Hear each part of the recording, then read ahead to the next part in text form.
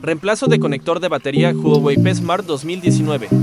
Ya que aplicamos flax, utilizamos 360 grados y 60% de aire para desoldar el conector. Colocamos nuevamente flax ejido de soldadura en pasta.